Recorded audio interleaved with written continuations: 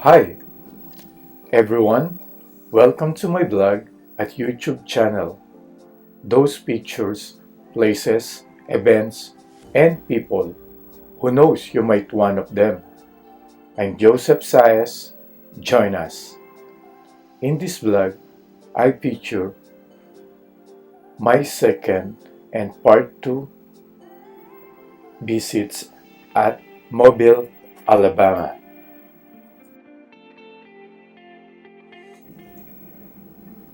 History of Alabama. The history of what is now Alabama stems back thousands of years ago when it was inhabited by indigenous peoples. The woodland period spanned from around 1000 BC to 1000 CE and was marked by the development of the Eastern agricultural complex. This was followed by the Mississippian culture of Native Americans, which lasted to around the 1600 CE.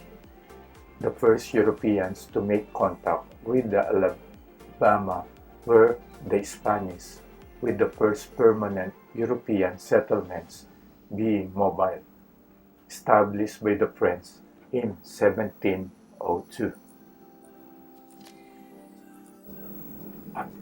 After being a part of the Mississippi Territory in 1798 and 1817, and then the Alabama Territory between 1817 and 1819, Alabama would become a U.S. state on December 14, 1819. After removal, forcibly displaced most southeast tribes to west of the Mississippi River to what was then called Indian Territory, now Oklahoma. European Americans arrived in large numbers, with some of them bringing or buying African Americans in the domestic slave trade. From the early to mid-19th century, the state's wealthy class considered slavery essential to their economy. As one of the largest slaveholding states, Alabama was among the first 6 states to secede from the Union. It declares its succession in January 1861, joining the Confederate States of America in February 1861. During the ensuing American Civil War between 1861 and 1865, Alabama saw moderate levels of warfare and battles. Lincoln's Emancipation Proclamation in 1863 freed all remaining enslaved people. The Southern capitulation in 1865 ended the Confederate state government, in which afterwards Alabama would transition into the Reconstruction era between 1865 and 1877. During that time, its biracial government established the first school and welfare institution in the state. For a half-century following the Civil War, Alabama was mostly economically poor and heavily rural, with a few industries within the state. Agriculture production, based primarily on cotton exports, would be the state's main economic driver. Most farmers were tenants, sharecroppers, or laborers who did not own land. Reconstruction ended when Democrats calling themselves Redeemers regained control of the state legislature by both legal and extra-legal means, including violence and harassment. In 1901, Southern Democrats in Alabama passed a state's constitution that effectively disfranchised most African Americans, who in 1900 comprised more than 45% of the state's population. as well as tens of thousands of poor whites in the state.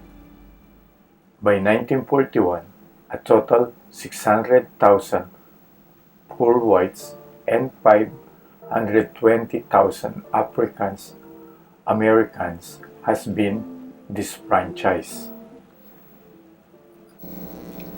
African Americans living in Alabama in the early to mid 20th century experienced the inequalities of disfranchisement, segregation, violence, and underfunded schools. Tens of thousands of African Americans from Alabama joined the Great Migration out of the South from 1915 to 1930 and moved for better opportunities in industrial cities, mostly in the North and Midwest. The Black Exodus escalated steadily in the first 3 decades of the 20th century. 22,100 immigrated from 1900 to 1910, 70,800 between 1910 and 1920, and 80,700 between 1920 and 1930. As a result of African American disenfranchisement and rural white control of the legislature, state politics were dominated by Democrats as part of the Solid South.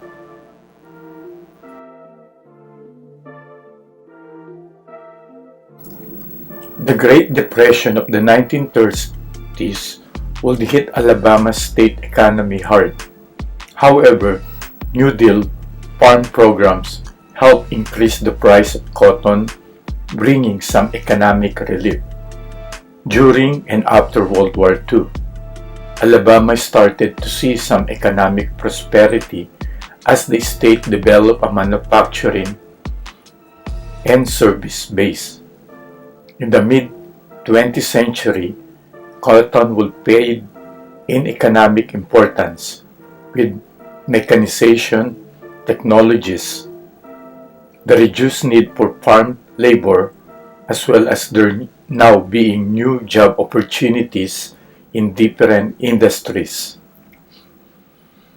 Following years of struggles, the passage of the Civil Rights Act of 1964 and Voting Rights Act of 1965 abolished segregation, along with African Americans being able to again exercise their constitutional right to vote.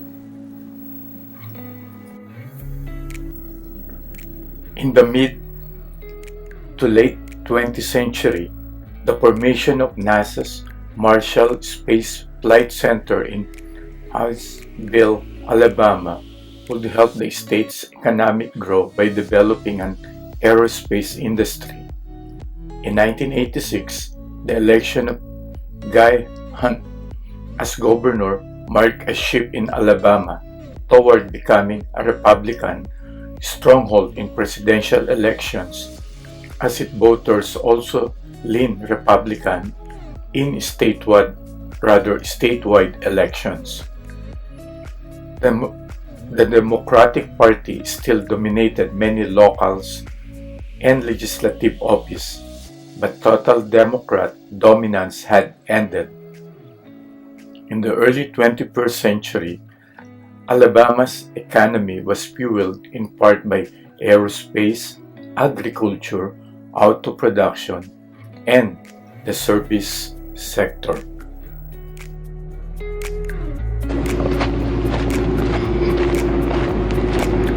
Around 2015, January 2015, yun ang first time ko na magpunta rito for a shipyard on board the USNS supply ship.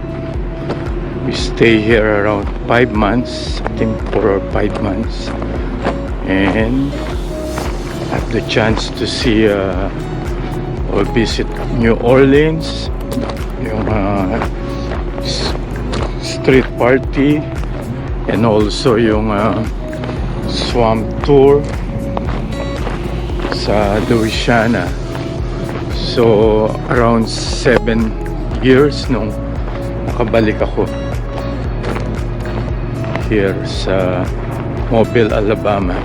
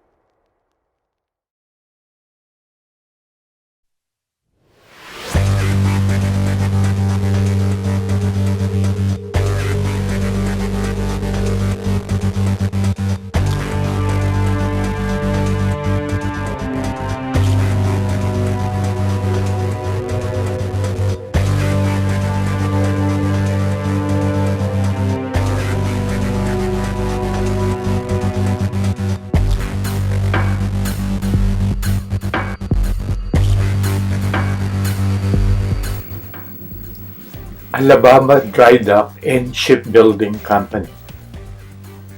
The Alabama Dry Dock and Shipbuilding Company, or ADSCO, located in Mobile, Alabama, was one of the largest marine production facilities in the United States during the 20th century.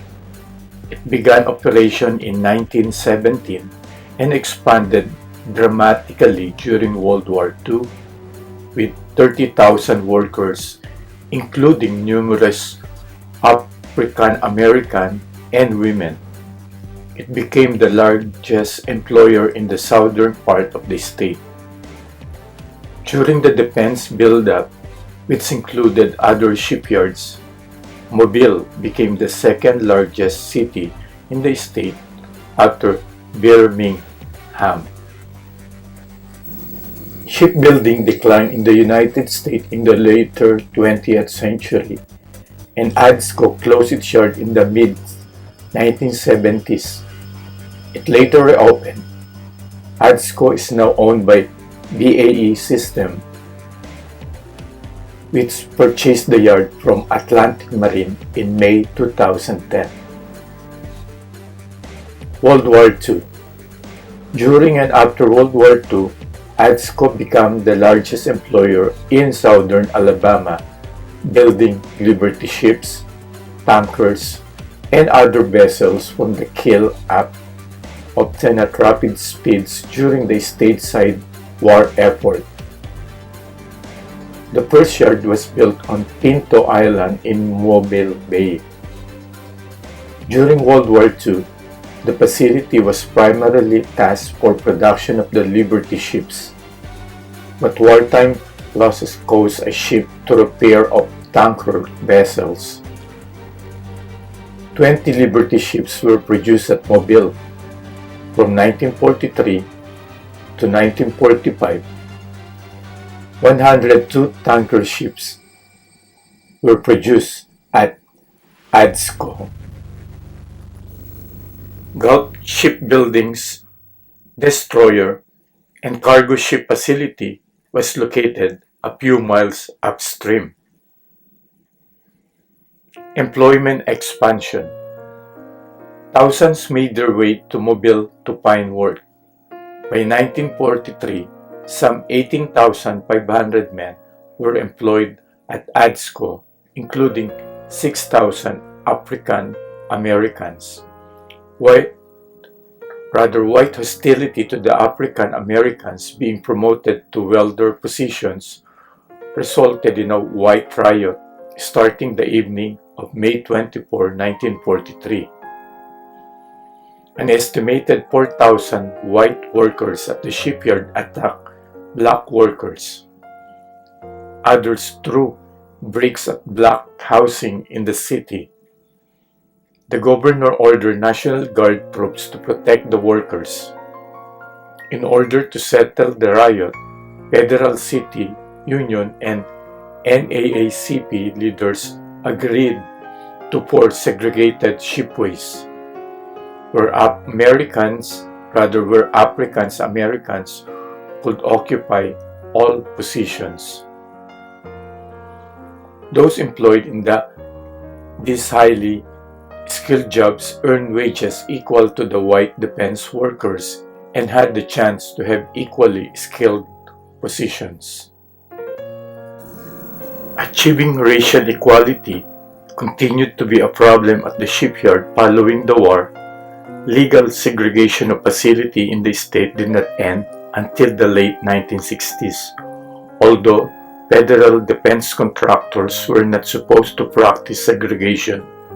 Although racial tensions were addressed repeatedly by both management and trade unions, a small race riot erupted and forced temporary closing of the yard.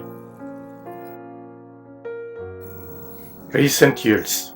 In the mid-1970s, the mobile yard closed due to declining business and labor unrest. The facility later reopened and remains in operation today. The ship repair subsidiary of ADSCO closed in September 1988.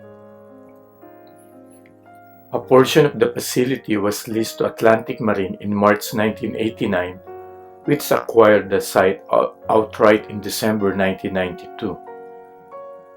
The investment company, headed by former U.S. Navy Secretary John Lehman, operated the yard from 2006 until 2010.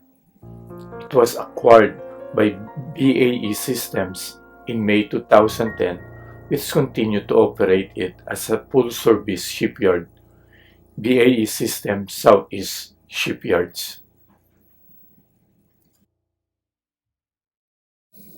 On March 1, 2018, the parent company for the shipyard, BAE Systems, announced it was going to close the yard permanently when all ongoing projects there were completed. On June 18, 2019, Alabama Shipyard became owner of the shipyard and has managed to dramatically improve the facility's economic outlook. Alabama Shipyard currently operates as a major ship maintenance, overhaul, repair, and conversion contractor for the Department of Defense and Transportation, and also provides ship disposal services to an array of customers. Alabama Shipyard serves as the largest shipyards in Mobile, Alabama. The riots and the aftermath. The Alabama Dry Dock was located in Mobile, Alabama, and was the home of Alabama Dry Dock and Shipbuilding Company, or ADSCO. ADSCO was the largest employer in Mobile during World War II, building and maintaining all U.S. Navy ships for both World War I and World War II. In 1941, during World War II, ADSCO started hiring African Americans for unskilled positions before the war. Mobile was an empty rural town, but in the late 1930s, military materials started to be produced in Mobile. This allowed the town to exponentially grow, but Mobile was not ready for this growth. There was a lack of housing beds to be rented by day workers at night and then by night workers during the day. By 1943, they had hired 7,000 African American men and women, making up about 40% of their shipyard workers. All of these workers worked as unskilled workers, while whites held skilled positions such as welders. Until the spring of 1943, when 12 of these African American workers were promoted to skilled positions of welders. This promotion changed the Alabama dry docks forever. They were made following directives from President Roosevelt's Fair Employment Practices Committee ordering the elevation of African Americans to skilled positions. This has been pushed for years by the NAACP and by local black leaders. However, even after being ordered by the committee, ADSCO was still reluctant to do it. Before this day, the job of a welder was only held by white employees. Mobile was previously a place where whites and African Americans could live together. However, as soon as the status quo was threatened, whites revolted. Gray said, but when blacks began to get homes, to buy homes, and to ride in big cars, it turned some people off. Angry with the promotion of these 12 African American workers, threatening the status quo, around 4,000 white shipyard workers and community members waited for them to finish their first ship. When they finished the ship at Pinto Island, they were met by a mob of white shipyard workers who were armed with clubs, pipes, and many other dangerous weapons. They attacked any African American workers they could find, throwing 2 of them into the Mobile River. They were met by other African American workers who jumped in to avoid the mobs.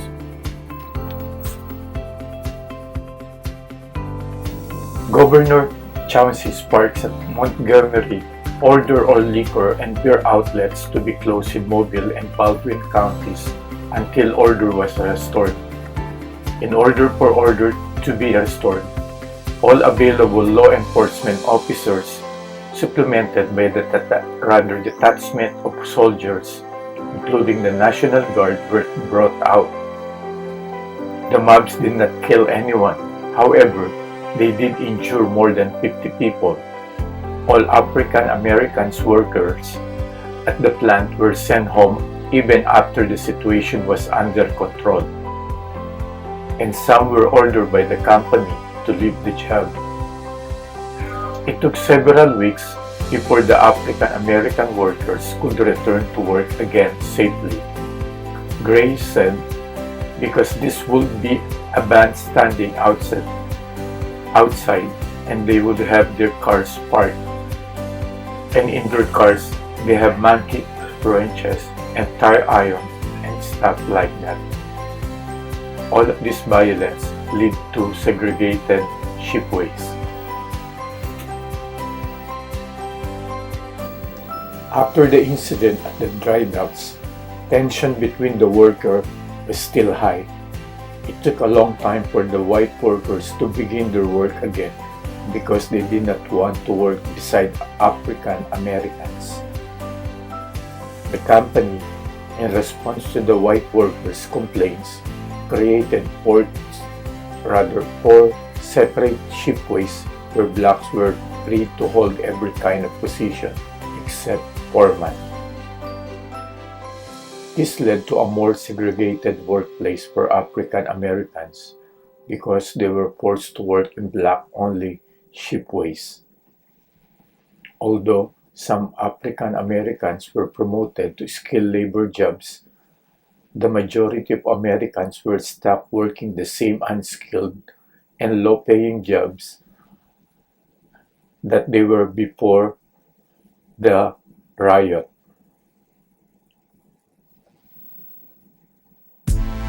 After the Alabama dry dock riots, racism and segregation was still extremely prevalent in Mobile, Alabama. Although Mobile has always prided themselves on being a community of equality, the recent occurrence on the dock proved otherwise. Newspaper articles touch on how the riot plays right into the hands of Hitler. The newspaper explained that Hitler boasts in his book Memes, Camps, that he can completely disrupt America's industrial production.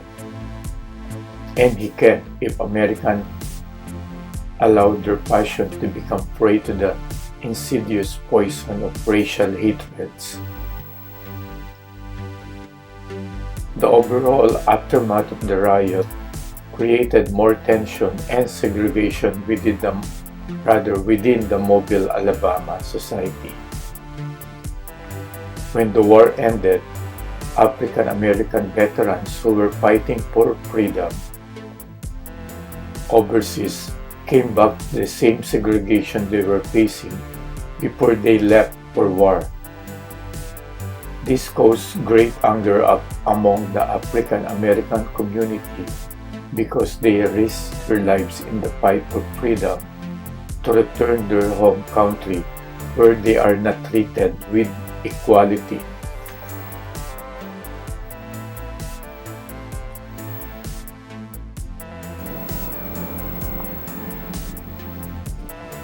On the first day, when African Americans returned to work, a meeting was held to discuss the many pleas of the African American workers. Many of the workers requested for a release of their war-frozen jobs on the docks, but they were treated the application as if they were from the week prior. African Americans were seeking a release from their jobs on the docks and were not given the proper treatment from the area director for the War Manpower Commission. Segregation was still prevalent in the dry docks after the riot. The segregation was influenced and granted through the commissioner at the dry docks, which allowed for violent behavior to break out between workers on the dry docks. The actions which occurred in Mobile, Alabama sparked a whole bunch of racial confrontations in industrial areas all over the country. Some of the towns included Springfield, Massachusetts, Newark, New Jersey, and Detroit, where 34 were killed and 200 were wounded. After seeing what had occurred in the Alabama dry docks, it sparked anger among the whole country. The Committee of Racial Equality started to advocate for the segregation of restaurants, bus lines, and theater. Through all this violence, life was starting to change for African Americans. Membership in the NAACP increased ninefold. American citizens, especially African Americans, were starting to take notice of the inequality they have been facing throughout the country, which led them to become involved in seeking equality. The Pittsburgh Courier even campaigned for a double victory over the enemies of freedom at home, as well as overseas.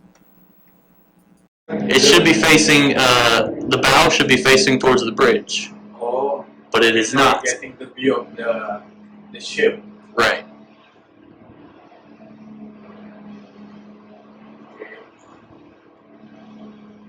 Then where this heading to dock this? So this one, you can, basically it lets you go anywhere. If you want to bring us back to where the USS Alabama was and just there, that can be where you. USS Alabama. Yes. The human heart beating. And check this out.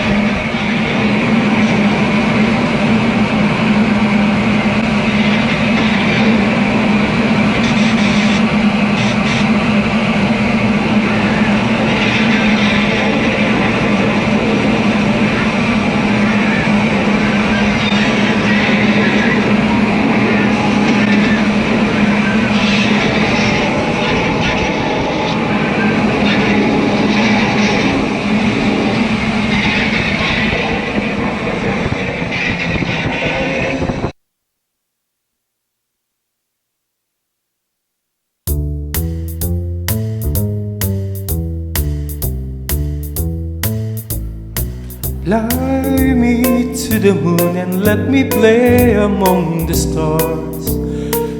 Let me see what spring is like on Jupiter's and Mars.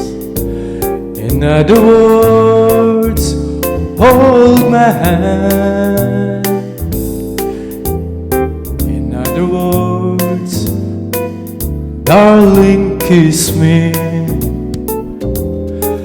Fill my heart with song and let me sing forevermore.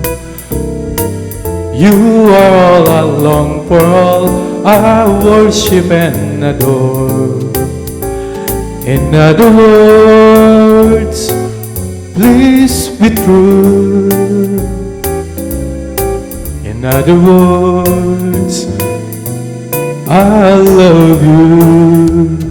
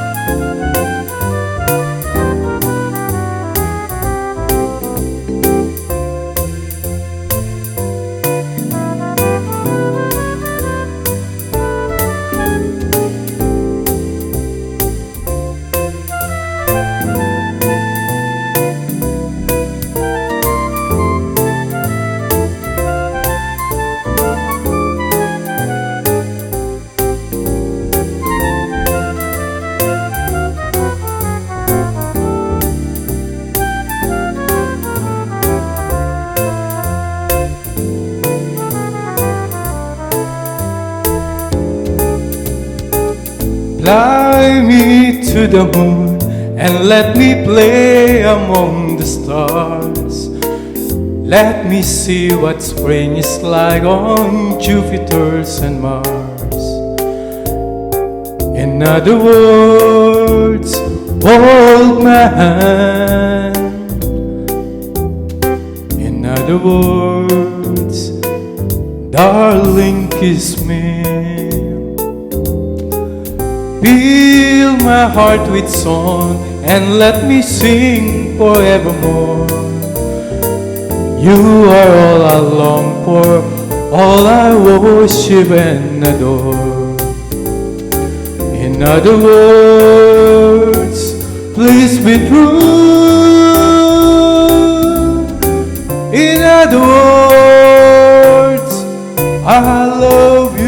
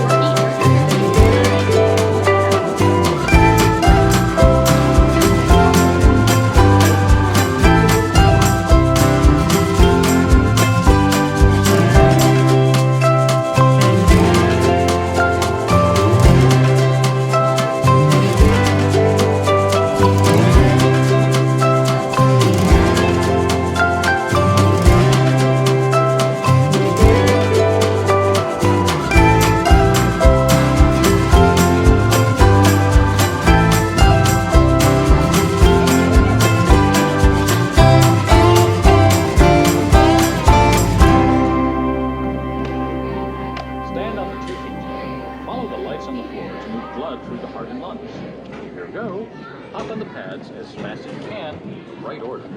If you make a mistake, just pick up where you left off. You'll have 45 seconds. Ready? Go!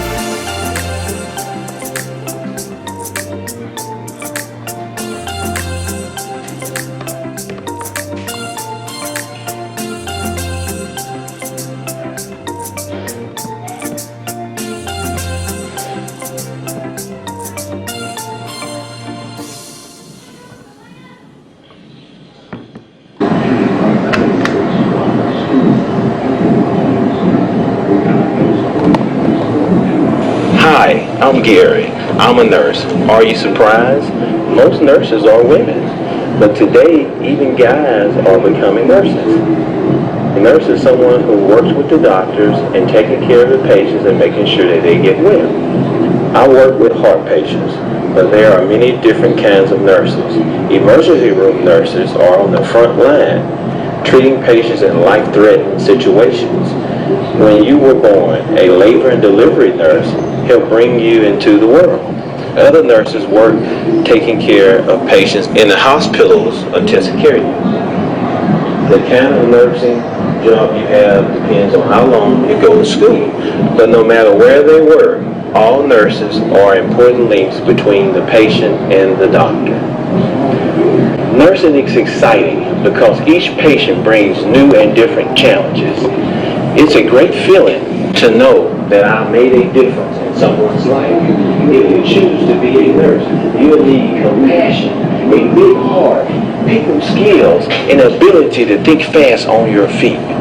My job as a nurse depends on many other people in the hospital. It takes a team of individuals to help patients get well. Discover which career will be fun for you.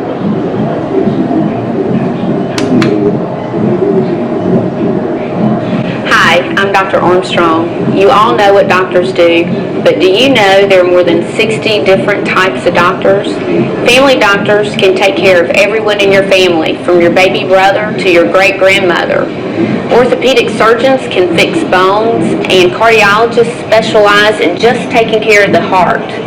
Me, I love being a hospitalist. Hospitalists are doctors who devote their skills entirely to taking care of patients in the hospital. I like to think of myself as the primary care doctor's partner. While your doctor is seeing patients at his office, I'm caring for his sickest patients in the hospital. Of course, I talk with the patient's regular physician and let him know how his patient is doing. I wanted to be a doctor since the 5th grade, so I studied hard and made good grades all the way through school. To be a doctor, you need to love science. You must learn how all the systems in the body work well together, from the tiniest blood vessel to the biggest bone. As a doctor, I cannot do my job without all of the workers in the hospital. It takes a team of individuals to help a patient get well. Come discover which career may be fun for you.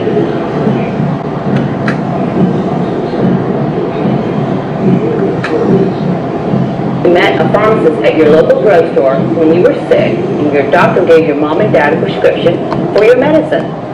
Like your drugstore pharmacist, a hospital pharmacist works with doctors and nurses to dose and dispense medicine. There are thousands of drugs out there. The pharmacist keeps track of what you're taking and can warn the doctor if two medicines clash with each other, or if you're allergic to a drug. Like the cooking you do at home, pharmacy involves measuring and solving math problems. One interesting part of my job is mixing up IV bags of medicine. It's a lot like following a recipe. The bags are filled with medicine, such as germ-fighting drugs or vitamins. They drip into a patient's body through his veins and go to work super fast. Pharmacists feel good knowing that they're part of a team that helps patients get well. If you enjoy cooking and you're good at math, you might be a natural for a career in pharmacy.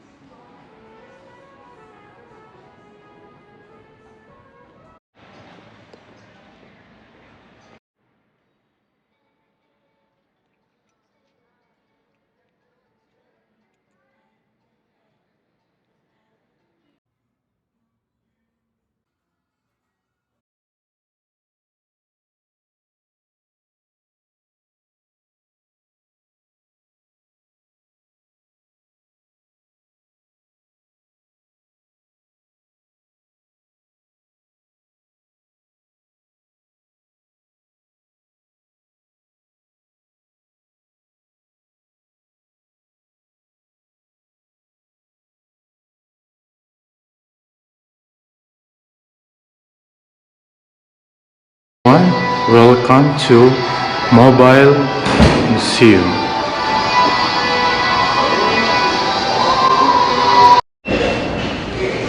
Marian, the goddess of liberty. Museum History. The History Museum of Mobile, a national historic landmark, is a destination in itself. Artifacts, text, audio, video, and hands-on interactives in the museum's permanent exhibit galleries help brings mobile history to life. The special exhibition gallery also changes periodically so that visitors discover something new with each returning visit. A modern museum housed in the Southern Market, Old City Hall National Historic Landmark. The History Museum of Mobile is a visual masterpiece that provides an unparalleled museum experience. An 1855 resolution passed to construct a building for the city market and departments of city government. Now, the Museum of Mobile declared that this structure should be of handsome appearance and ornament to the city. Indeed, it is. This beautiful Italianate building was quite the pride of Mobilians then and still is today. Built between 1855 and 1857, the building currently housing the History Museum of Mobile originally served three functions. The top floor accommodated the mayor of Mobile's office and served as the city council's meeting place. Mobile's city council, or city governing body, continues to meet in this building a few times a year in order to carry on the tradition of having met in this location continuously since its opening in 1858.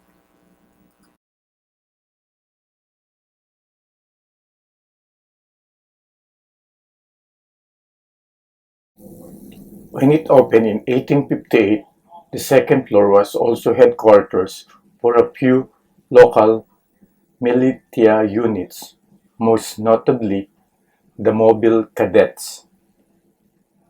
Founded during the Mexican War in 1848, the Mobile Cadets served with distinction during the Civil War, and long afterwards they held their training and marching practices here as well as their formal dances well into the late 1800s.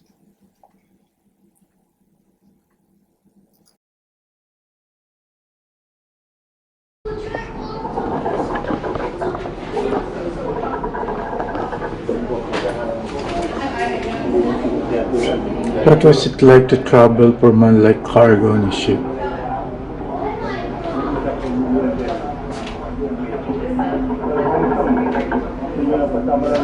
This pit represents the inhuman condition with slavery to America. Africans were taken from their homeland packing ships like cargo to a new world where language, land costs, and people were unknown. The slave.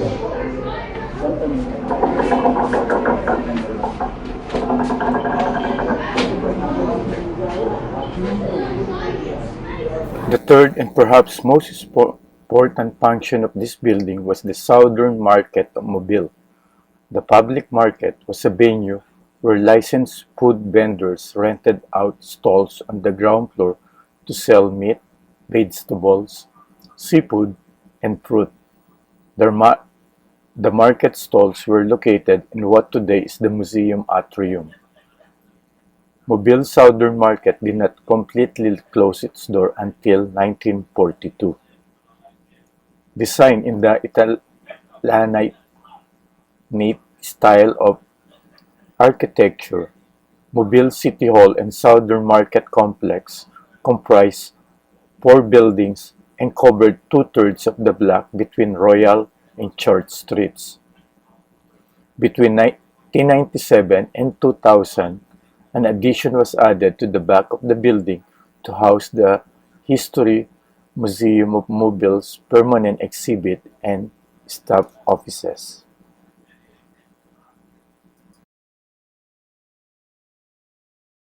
Old City Hall, U.S. National Register of Historic Places, U.S. National Historic Landmark Old City Hall Mobile 2008, the building in 2008. Old City Hall, Mobile, Alabama is located in Mobile, Alabama Old City Hall, also known as the Southern Market, is a historic complex of adjoining buildings in Mobile, Alabama that currently house the History Museum of Mobile.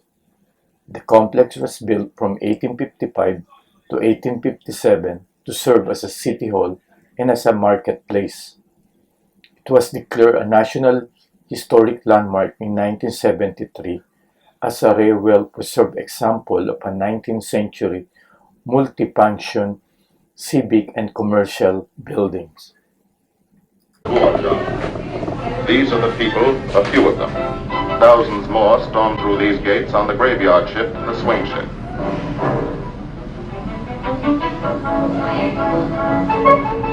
These are the jobs they came to fill, just a few of them. 40,000 workers in 2 great shipyards, repairing and refitting the torpedoed vessels of the Allied nations in giant drop vessels for the Battle of the Atlantic. History.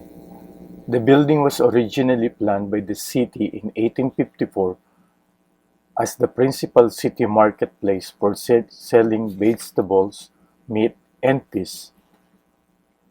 In February 1855, it was decided that the building would also house some of the Right, they couldn't do any of those things. They couldn't conduct business, collect funds, or form units. No activities by Negro groups were allowed at that time. They did not want the NAACP to be in Mobile, and so they said they would be sued.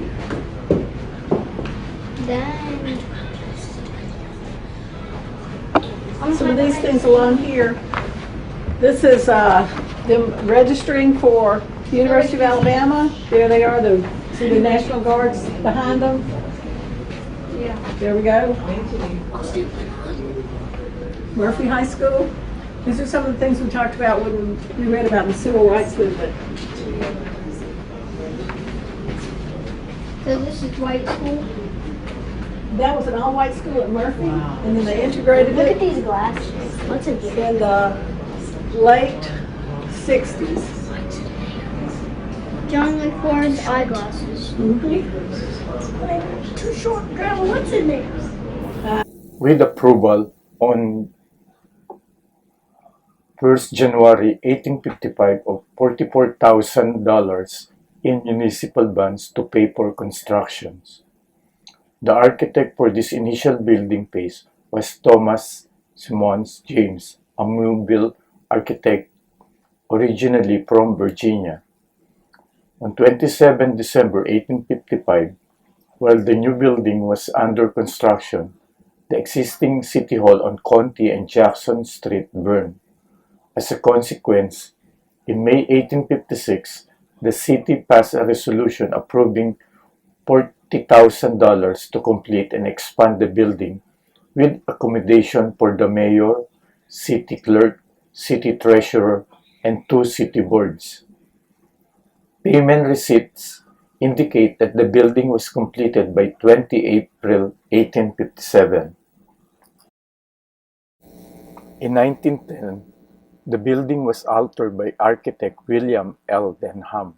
A new council chamber was added above a new second floor bridge connecting the front and back of the central sections. The original open passageway between the 2 central sections was enclosed to create an entrance lobby, and the stairway was reoriented to the east wall of the lobby. The complex was altered again in the mid-1930s by architect Frederick W. Clark. Most of the work involved entailing some of the formerly open space with interior spaces.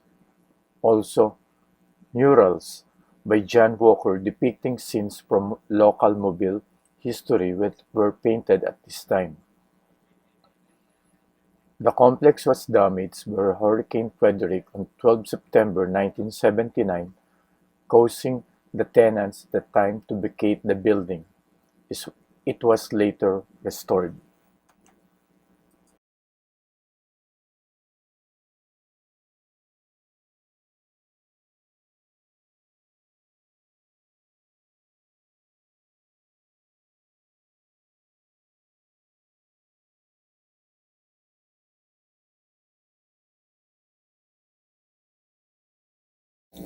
Description: Detail of the arcade ironwork.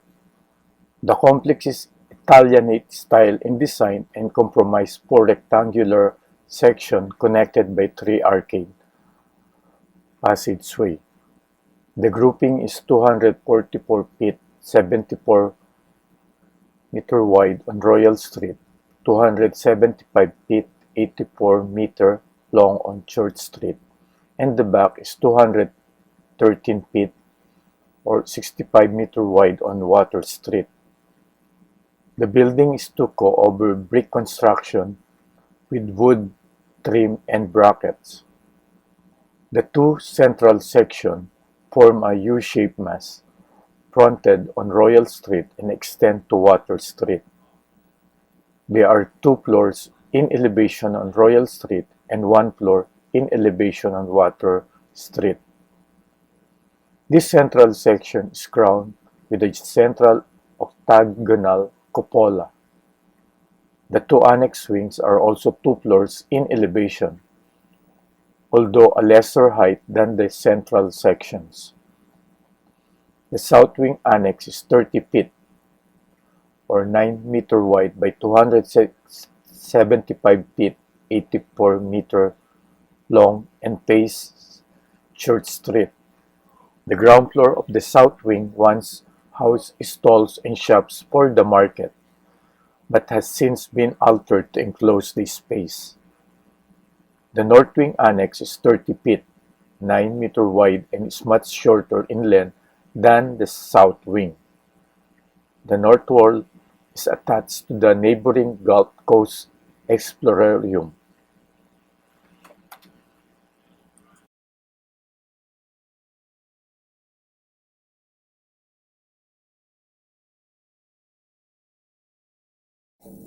Museum. Beginning in 1977, the building was renovated to house the History Museum of Mobile. An addition was added to the back of the building in 2000 to house the museum's permanent exhibit and staff offices. The museum was closed for repair for approximately 6 months following flood damage from Hurricane Katrina in 2005. The exhibits cover two large floors of the complex and chronicle 300 years of mobile history.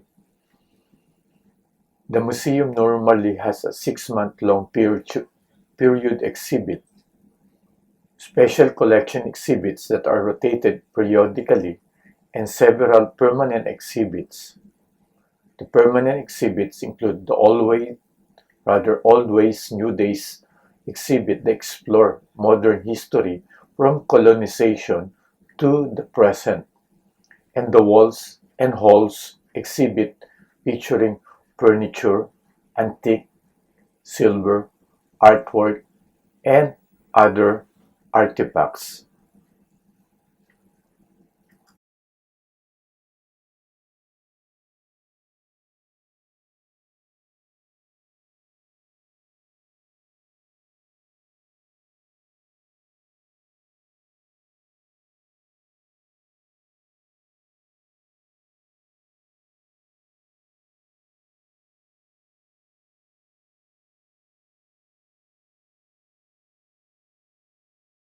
It is the Richards House. It was built in 1860 for Charles Richards. They had 12 children. He made a lot of money in coffee. So he built this 10,000 square foot Italian-made townhouse. The last children stayed here until the 1930s. Today it is a museum home operated by the Daughters of the American Revolution. It is all furnished with period antiques and chandeliers. They even let you touch things and play the piano if you feel like it. And they give you tea and cookies during their tours, which is even better. I don't know if you know, but Tallulah Bankhead was a very famous actress from Mobile. And her father was a senator.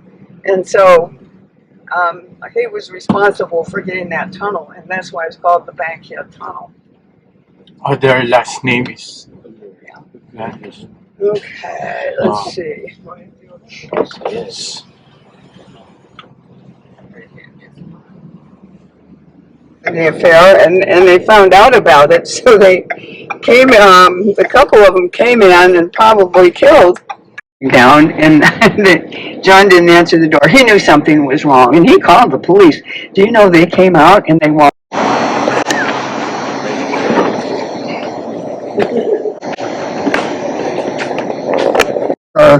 And so she and her friend were sitting in the big auditorium that's right in through the doors. And all of a sudden it got like a gravestone with a cross on top. And anyway, that's his grave. And if you go to the church, you certainly will walk on his grave. And you know that all of the writing or inscriptions, people they come here and make movies, and they use that building a lot. So there's a lot of spirits that are here. And so we're going to get out. Okay. All right. Are you a man? So you are a woman. Were you buried here because you had yellow fever? Were you buried here because you were poor? Did you commit a crime? You did. Did you kill somebody? Did you steal something? That's kind of a slope. Did you steal it for somebody else? Did you need the money? Did you steal it for a family member? Was that family member your husband?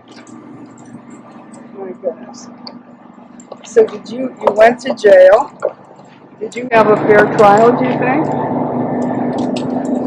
Oh, for goodness sakes. When you were in jail, did your husband ever come to see you? Huh. Guess he disappeared. Did you have children? Did he take the children? Did you ever see your children again? Oh, I am so sorry.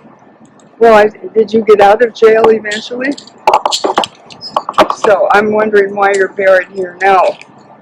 Were you buried here because when you came back to Mobile you were poor? Okay. Well, thank you for talking to us. Okay, so you can walk around, and there's a lot of spirits here, and they're just kind of about everywhere. So I call that the teeter-totter thing down there. And Lucy's there. I talked to her, so you might go ask Lucy to talk to you tonight and find out what she did. And so just take your rods and say, please point me to the nearest grave. See what happens.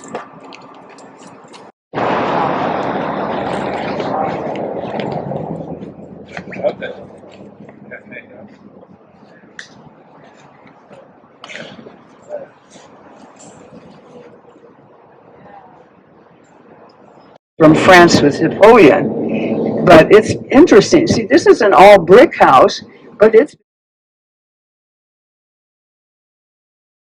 been plastered over and it's for it to look like granite blocks. So then this is supposedly the most haunted hotel in Alabama. And actually, these houses were built in 1860 by two men who married twin sisters, and they were all in the grocery business together. And their families owned this until 1969. And then the St. Clair sisters bought the houses, and they put an addition on the back. And so now it is Anyway, it is a delightful little hotel. I don't know what's going on. Maybe the Times dropped it right through the roof, totally destroyed the whole inside of the church. Well, when they were cleaning out the debris, they found the bell sitting in the middle of all that. Well, they didn't put the steeple back at that time until about 4 years ago.